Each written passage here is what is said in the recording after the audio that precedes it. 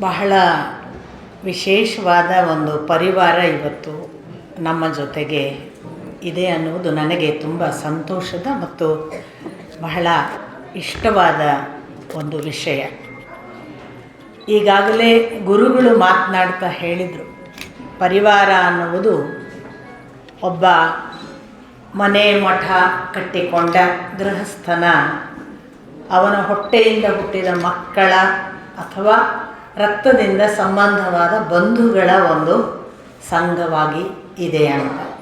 ಹಾಗೆ ಅಷ್ಟೇ ಉಳಿದಿದ್ದು ನಮ್ಮಲ್ಲಿ ಬಹಳ ಪ್ರಚಲಿತವಾಗಿ ಎಲ್ಲರಿಗೂ ಗೊತ್ತಿರುವ ಒಂದು ಅರ್ಥ ಅದು.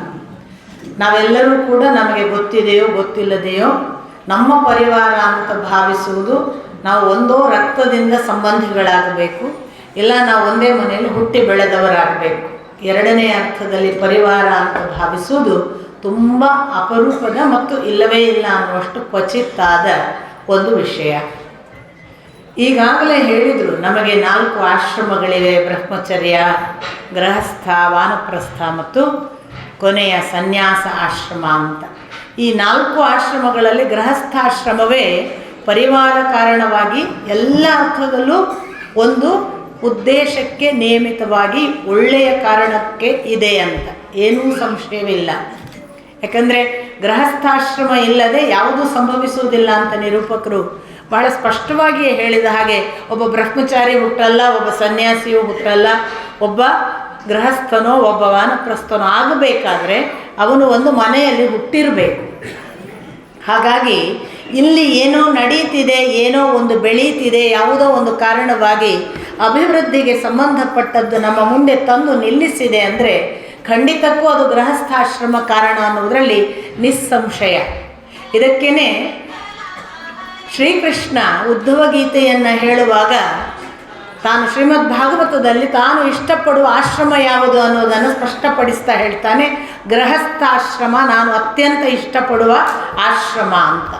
ಮತ್ತು ಎರಡನೆಯ ಮಾತು ಅವನು ಹೇಳ್ತಾನೆ, ತನಗೆ ಜ್ಞಾನ ಮಾರ್ಗ, ಕರ್ಮ ಮಾರ್ಗ ಮತ್ತು ಭಕ್ತಿ ಮಾರ್ಗದಲ್ಲಿ ಯಾವುದು ಇಷ್ಟ ಅಂತಂದರೆ ಕರ್ಮ ಮಾರ್ಗ ಇಷ್ಟ ಅಂತ. ಈಗ ಎರಡನ್ನು ನಾವು ರಿಲೇಟ್ ಮಾಡಬೇಕು. ಗೃಹಸ್ಥಾಶ್ರಮ ತನಗೆ ತುಂಬ ಇಷ್ಟ ಅಂದ ಕೃಷ್ಣ, ಮತ್ತು ಕರ್ಮ ಮಾರ್ಗವನ್ನು ನಾನು ಎಲ್ಲ ಮಾರ್ಗಗಳಿಗಿಂತ ಹೆಚ್ಚು ಮೆಚ್ಚುತ್ತೇನೆ ಅಂದಾಗ ಒಬ್ಬ ಗೃಹಸ್ಥಾಶ್ರಮಿ ಮನೆಗಾಗಿ ಕರ್ಮ ಮಾಡಿದರೆ ಅದು ಕರ್ಮ ಮಾರ್ಗ ಆದೀತ. ಸೊ ನಿಜವಾದ ಕರ್ಮ ಮಾರ್ಗ ಯಾವುದು ಅನ್ನುವಾಗ ಹೌದು, ಬ್ರಹ್ಮಚರ್ಯ ಆಶ್ರಮ ಅಂತ ಒಂದು ಮಾತು ಬಂತು. ನಮಗೆಲ್ಲ ಒಂದು ಬಾಲ್ಯ ಮತ್ತು ಯೌವನ ಇದೆ. ಸುಮ್ಮನೆ ನೀವು ಕೂಡ ನಿಮ್ಮಷ್ಟಕ್ಕೆ ಪುನರವಲೋಕನ ಮಾಡಿದರೆ ನಿಮಗೆ ಕೂಡ ಸ್ಪಷ್ಟವಾಗತ್ತೆ. ನಮಗೆ ಬಾಲ್ಯದಲ್ಲಿದ್ದಷ್ಟು ಗೆಳೆಯರು ಒಂದು ವಯೋಮಾನದ ನಂತರ ಇಲ್ಲವಾಗ್ತಾರೆ, ಕೆಲವರು ಉಳಿತಾರೆ.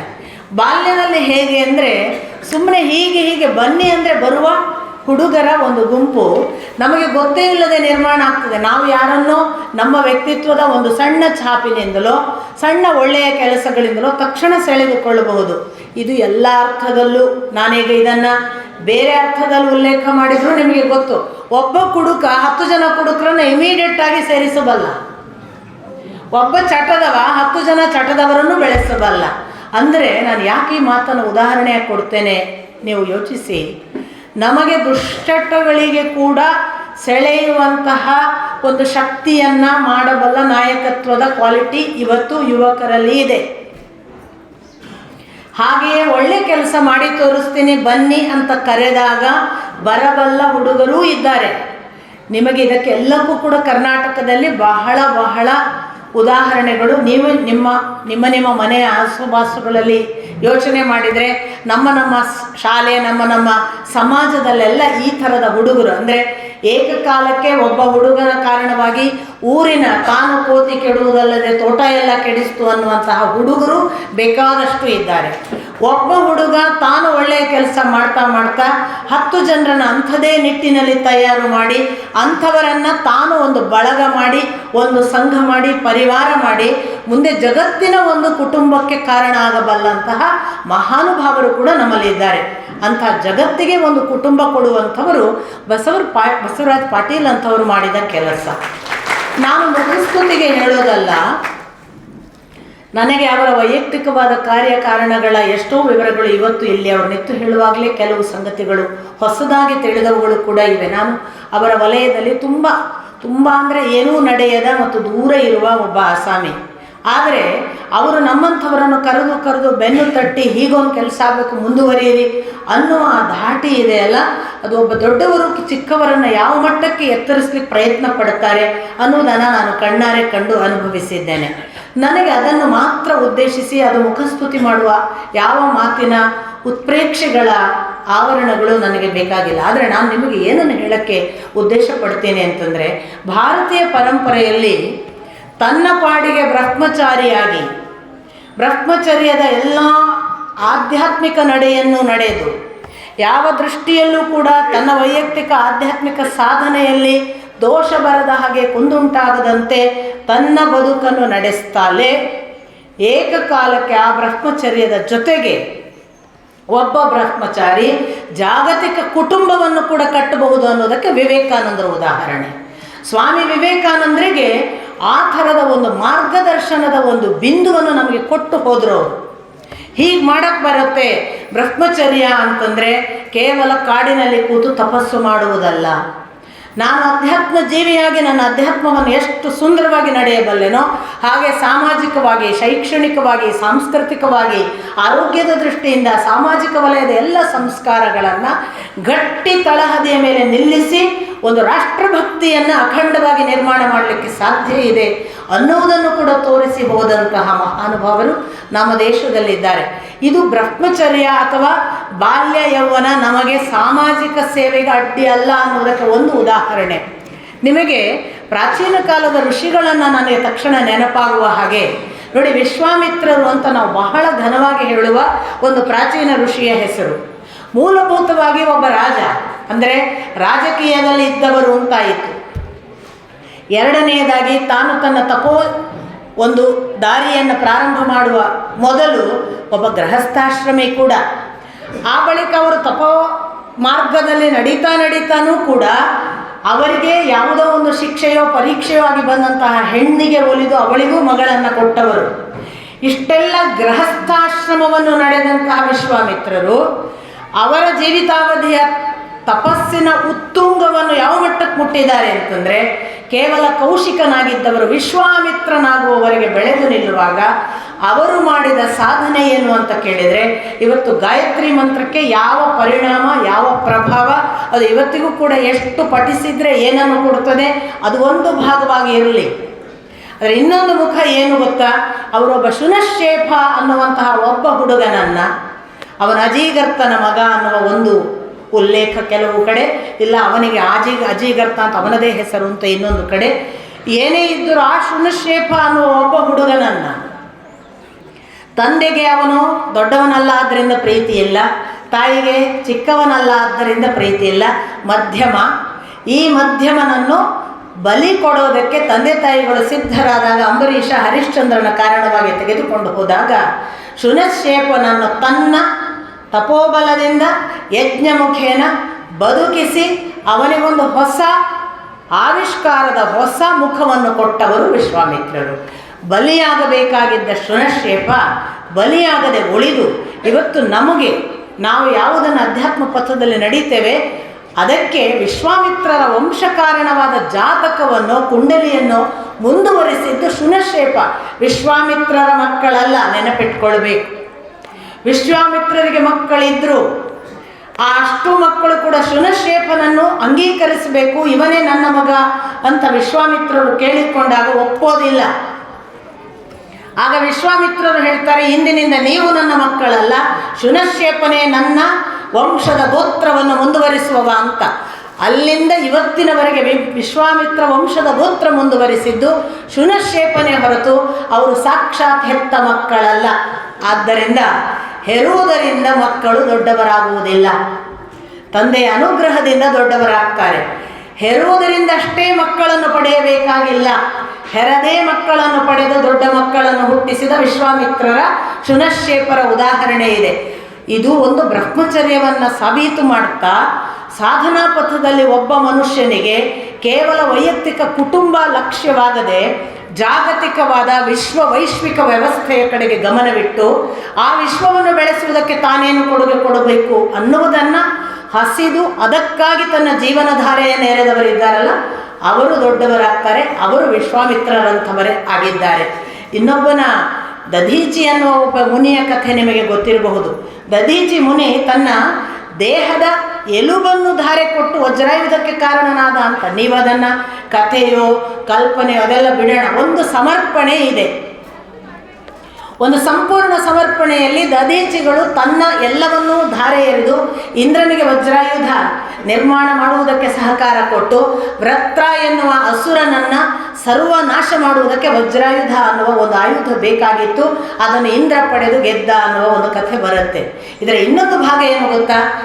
ಆ ನಿರ್ದಿಷ್ಟ ದಧೀಚಿಗಳು ತನ್ನ ದೇಹವನ್ನು ಕೊಟ್ಟರು ಅನ್ನುವ ಕಾರಣಕ್ಕಾಗಿ ಅವರ ಹೆಂಡತಿ ತಾನೂ ಕೂಡ ತನ್ನ ಪ್ರಾಣತ್ಯಾಗ ಮಾಡ್ತಾಳೆ. ನನ್ನ ಗಂಡ ಇಲ್ಲದೆ ನಾನು ಬದುಕೋದಿಲ್ಲ ಅಂತ.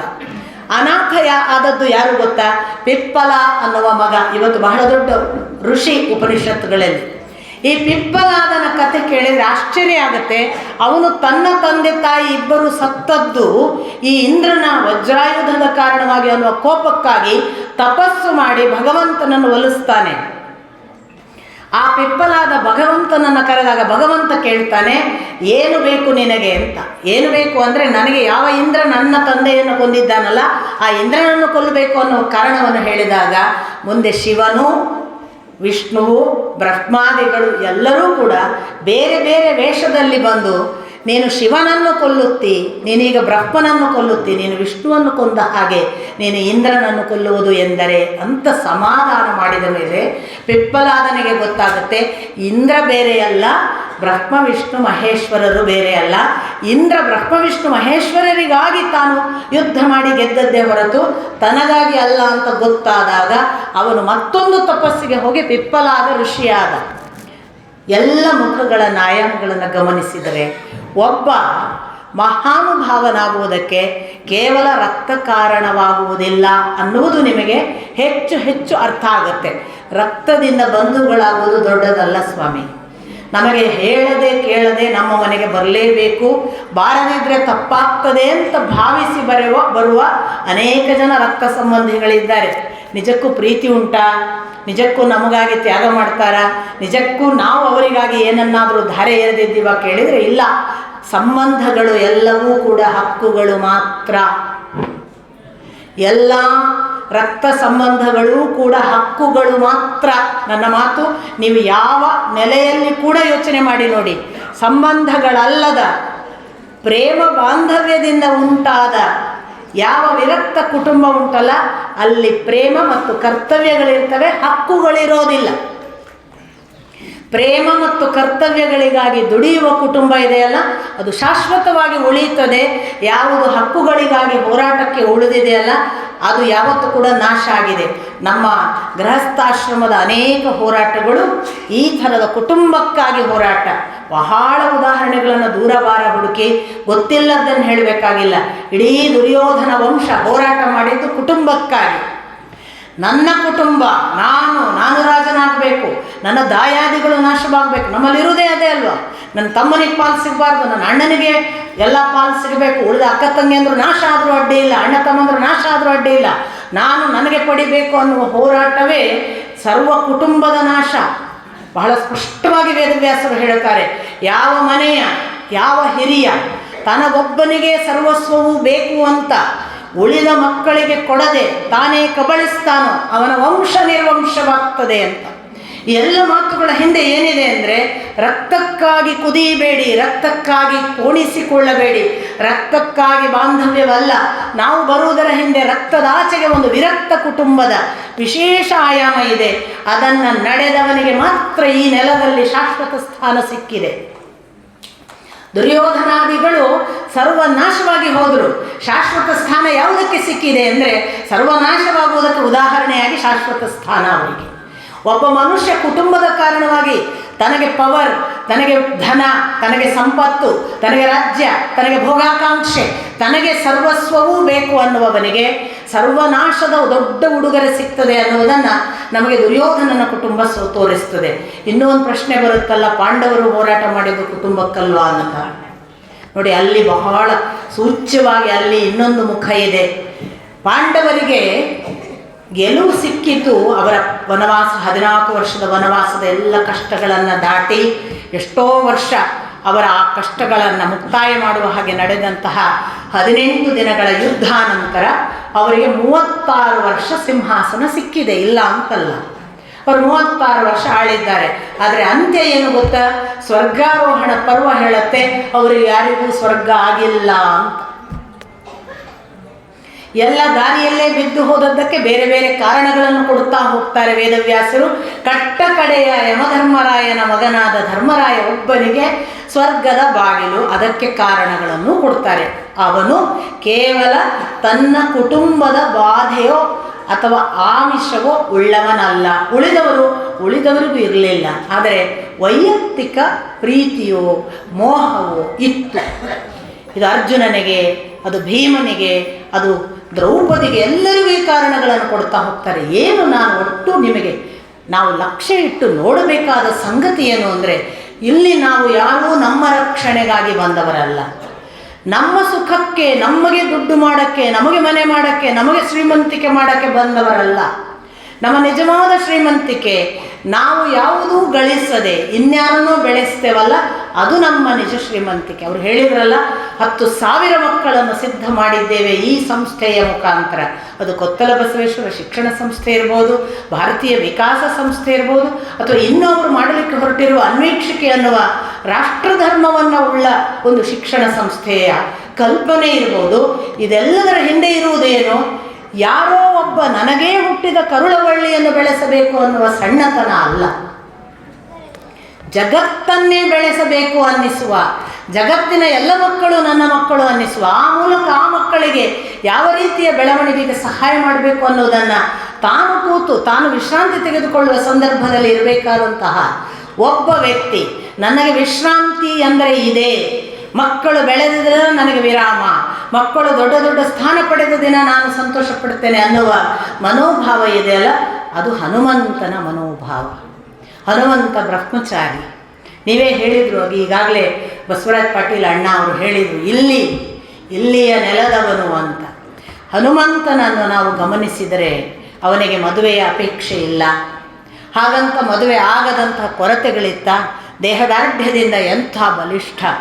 ಹಾಗಾದರೆ ದೇಹದಾರ್ಢ್ಯ ಎಷ್ಟು ಬಲಿಷ್ಠ ಇದೆ, ಆದ್ದರಿಂದ ಯಾರನ್ನೂ ಯುದ್ಧದಲ್ಲಿ ಸೋಲಿಸಬಲ್ಲ ಸಾಮರ್ಥ್ಯವುಳ್ಳ ಒಬ್ಬನೇ ಏಕಾಂಗಿ ವೀರನಾಗಿ ಯಾರನ್ನೂ ಗೆಲ್ಲಬಲ್ಲ ಒಬ್ಬ ನಾಯಕನಾಗಬಹುದಾದ ಎಲ್ಲ ಸಾಧ್ಯತೆ ಇದ್ದಾಗಲೂ ಕೂಡ ತನ್ನ ಇಡೀ ದೇಹದ ಆ ದಾರ್ಢ್ಯತೆಯನ್ನು, ತನ್ನ ವಿದ್ವತ್ತು, ನಿಮಗೆ ಗೊತ್ತು ರಾಮನಿಗೆ ಹೀಗೆ ಎದರಾಬದರಾದಾಗ ಕೇವಲ ಪರಿಚಯ ಹೇಳಿಕೊಂಡದ್ದು ಶ್ರೀರಾಮನ ಮುಂದೆ, ತಾನು ಇಂಥವ ಅಂತ.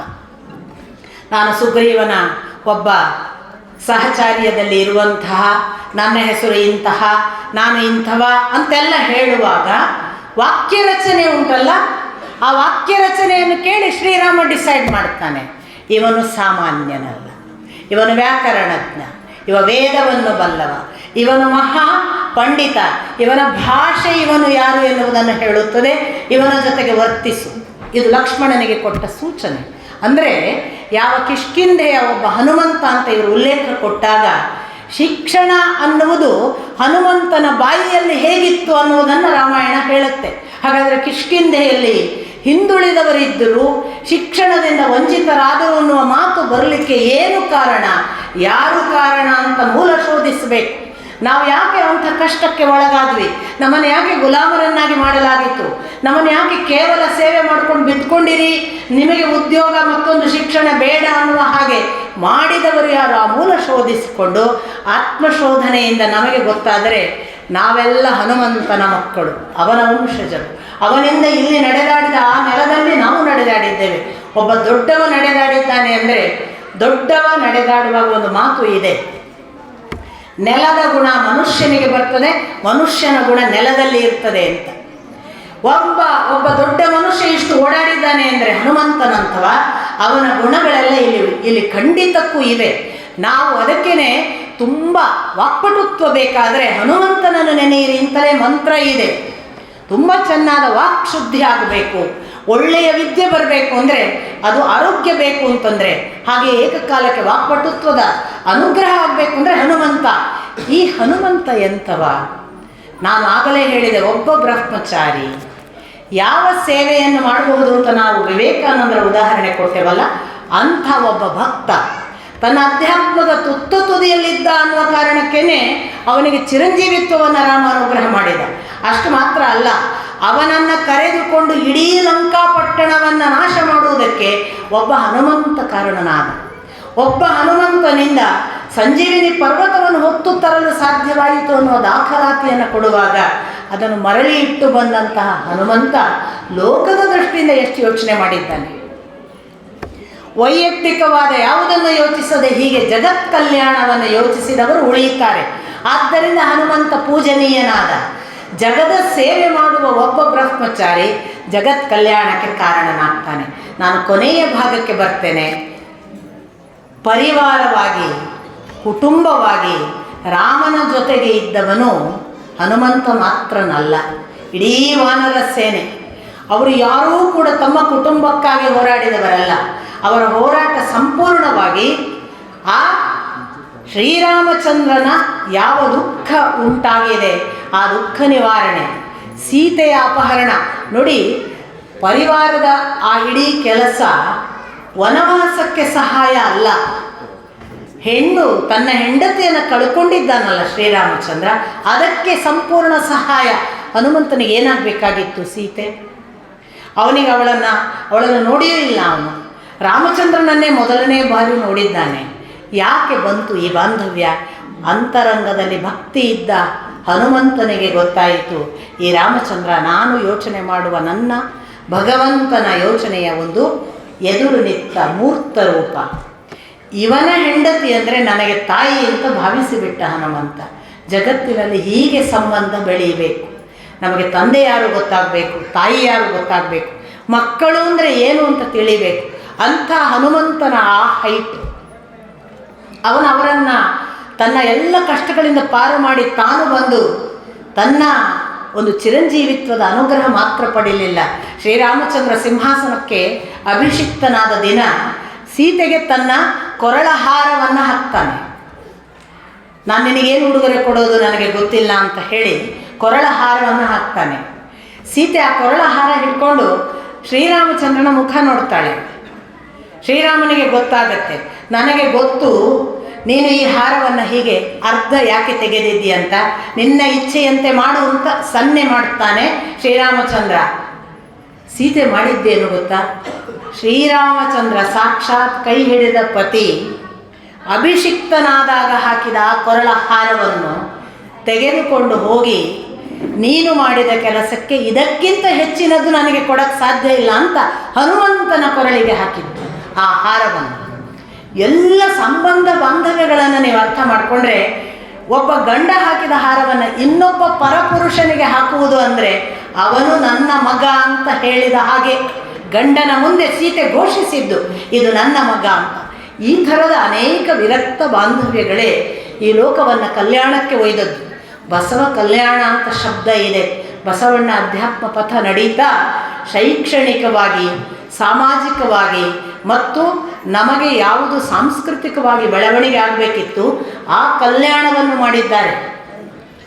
ಆ ಕಲ್ಯಾಣ ಅವರ ಉದ್ದೇಶವಲ್ಲ, ಆದರೆ ಒಂದು ನಿರ್ದಿಷ್ಟ ಉದ್ದೇಶ. ಅಧ್ಯಾತ್ಮ ಹೇಗೆ ಎಲ್ಲವನ್ನೂ ಮಾಡುತ್ತದೆ ಅನ್ನುವುದಕ್ಕೆ ಈ ಶರಣ ಪಥ ಕಾರಣ ಮತ್ತು ಉದಾಹರಣೆ, ಬಹಳ ಅಪೂರ್ವವಾದ ಉದಾಹರಣೆ.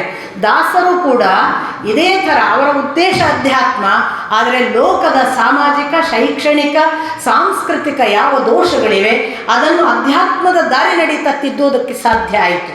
ಹಾಗಾಗಿ ವಾಸ್ತವಿಕ ಅಧ್ಯಾತ್ಮದಷ್ಟು ಪವರ್ಫುಲ್ ಆದ ಒಂದು ಟೂಲ್ ಇಲ್ಲ.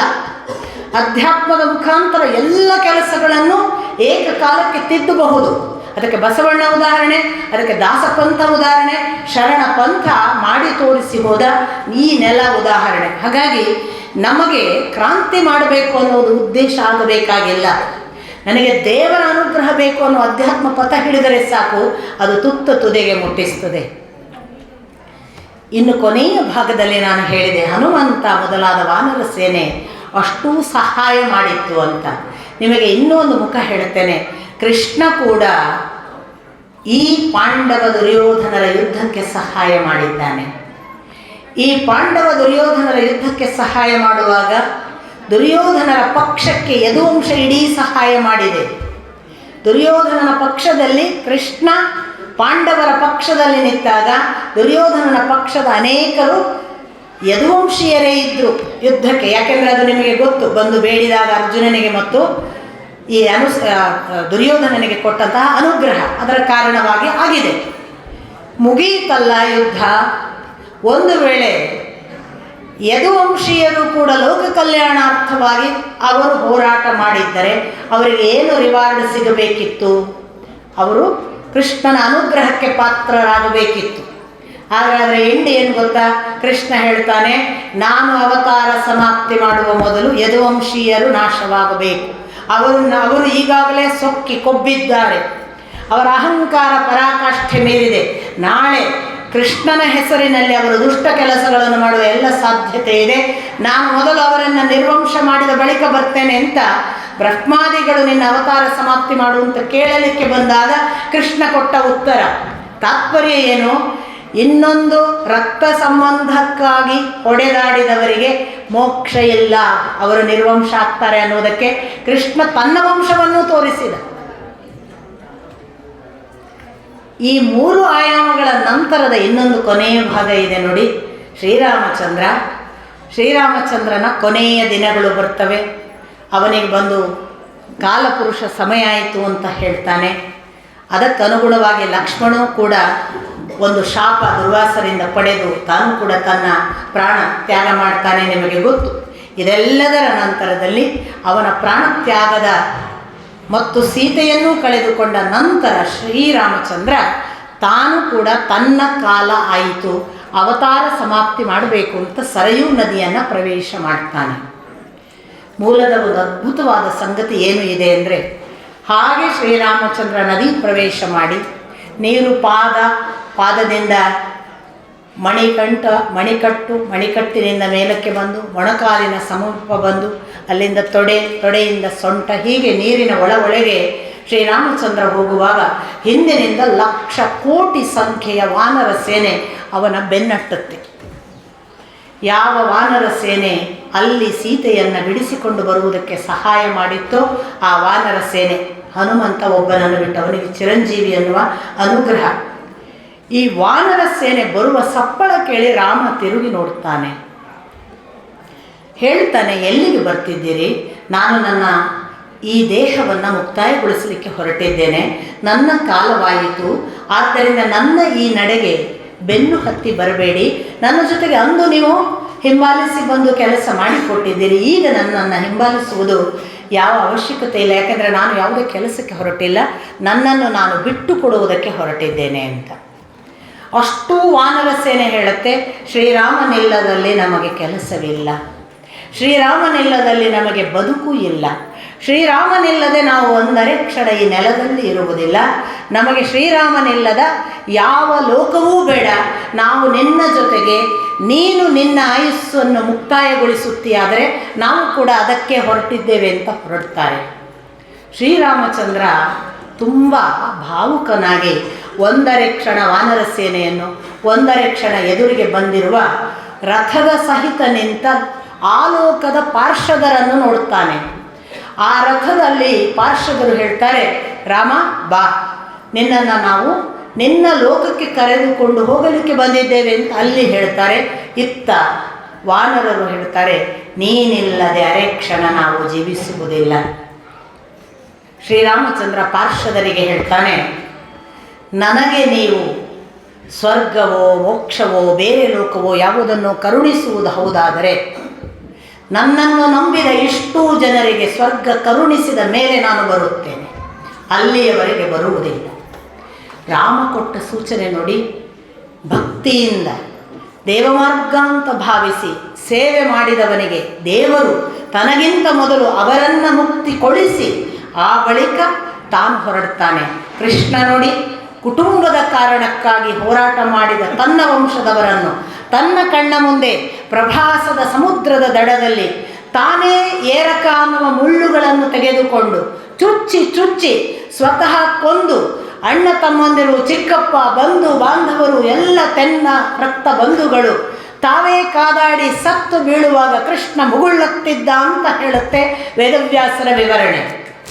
ಒಳ್ಳೆಯ ಕೆಲಸ ಮಾಡಿದವರಿಗೆ ಒಳ್ಳೆಯ ಮೋಕ್ಷ, ಕೆಟ್ಟ ಕೆಲಸ ಮಾಡಿದವರಿಗೆ ಅದಕ್ಕೆ ಸಲ್ಲಬೇಕಾದ ಅವಸ್ಥೆ ಅನ್ನುವುದನ್ನು ಶ್ರೀರಾಮ ಮತ್ತು ಕೃಷ್ಣ ಇಬ್ಬರು ತಮ್ಮ ವಂಶದಲ್ಲಿ ತಮ್ಮ ಜೊತೆಗೆ ನಡೆದ ತಮ್ಮ ಪರಿವಾರವನ್ನೇ ಗುರಿಯಾಗಿಟ್ಟುಕೊಂಡು ನಮಗೆ ಮಾದರಿ ಕೊಟ್ಟು ಹೋಗಿದ್ದಾರೆ. ನೀವು ನಿಜಕ್ಕೂ ಶ್ರೀರಾಮನ ಪರಿವಾರ, ನಿಮ್ಮ ಜೊತೆಗೆ ಇರುವುದು ಶ್ರೀರಾಮನಂತೆ ಯಾವುದೋ ವೈಯಕ್ತಿಕ ಕಾರಣಕ್ಕಲ್ಲ, ಸೀತೆ ಅವನ ಕಾರಣವಲ್ಲ. ನೀವು ಗಮನಿಸಬೇಕು, ಅವನ ಕಾರಣ ರಾಕ್ಷಸರು ನಿರ್ವಂಶವಾಗಬೇಕು, ಅಸಂಸ್ಕೃತಿ ಹೋಗಬೇಕು, ಈ ದೇಶವನ್ನು ದುಷ್ಟರು ಆಳಬಾರದು, ಕೆಟ್ಟವರ ಕೈಯಲ್ಲಿ ಅಧಿಕಾರ ಕೊಟ್ಟರೆ ಅವರು ಹೀಗೆ ಪರಸ್ತ್ರೀಯರನ್ನು ಅಪಹರಿಸ್ತಾರೆ, ಅದು ಇಲ್ಲವಾಗಬೇಕು.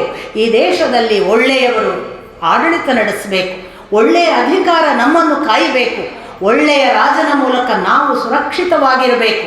ಇಲ್ಲದೇ ಇದ್ದರೆ ದೇಶ ನಾಶ, ಪ್ರಜೆಗಳಿಗೆ ತೊಂದರೆ, ನಾವು ಕ್ಷೇಮವಲ್ಲ. ಈ ಎಲ್ಲ ಸೂಚನೆಯನ್ನು ರಾಮ ಕೊಟ್ಟಿದ್ದಾನೆ.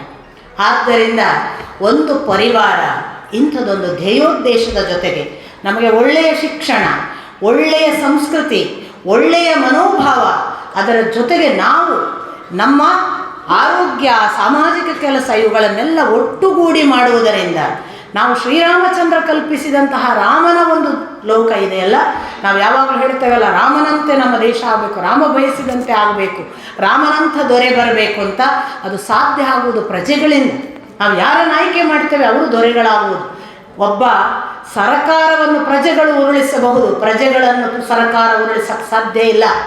ಹಾಗಾಗಿ ನಾವು ಪ್ರಜೆಗಳು ಗಟ್ಟಿಯಾಗಬೇಕು, ನಮ್ಮ ತಳಹದಿ ಸುಸಂಸ್ಕೃತವಾಗಬೇಕು, ಸುಶಿಕ್ಷಿತವಾಗಬೇಕು. ಇದು ಬಸವರಾಜ ಪಾಟೀಲ್ ಅವರು ಕಂಡುಕೊಂಡ ಹಸಿವು. ಅಂಥದ್ದೊಂದು ಇಡೀ ರಾಮಧ್ಯೇಯವೋ, ಹನುಮಂತನ ಧ್ಯೇಯವೋ, ಬಸವಣ್ಣನ ಧ್ಯೇಯವೋ ಅವರ ಮುಖ್ಯ ಆಲಂಬನ. ಅದನ್ನು ಅವಲಂಬಿಸಿ ನೀವು ಇಷ್ಟು ಜನ, ಇಷ್ಟು ಸಂಖ್ಯೆಯಲ್ಲಿ ಈ ರೀತಿ ಒಂದು ಪರಿವಾರದ ಹಾಗೆ, ನಿಮಗೂ ಅವರಿಗೂ ಏನು ಸಂಬಂಧ ಕೇಳಿದರೆ ಏನೂ ಇಲ್ಲ, ಆದರೆ ಸಂಬಂಧ ಇಲ್ಲವ ಅಂತ ಕೇಳಿದರೆ ಇದೆ. ಒಬ್ಬ ಗಾಂಧೀಜಿ ಸತ್ತಾಗ ಇಡೀ ದೇಶ ಕಣ್ಣೀರಿಟ್ಟಿತ್ತು ಅಂತ ನನ್ನ ಗುರುಗಳು ಹೇಳ್ತಾರೆ. ಏನು ಸಂಬಂಧ? ಆ ಥರದ ಒಂದು ಸಂಬಂಧವನ್ನು ಬೆಸೆಯುವ ಯಾವುದೋ ಮಹತ್ತರವಾದ ತತ್ವ ಇದೆಯಲ್ಲ, ಆ ತತ್ವವೇ ನಮ್ಮ ಬಾಂಧವ್ಯ, ಅದೇ ನಮ್ಮ ಬಂಧು, ಅದೇ ನಮ್ಮ ಬಂಧುತ್ವವನ್ನು ಬೆಳೆಸುವ ದೇಶದ ಕಲ್ಪನೆ.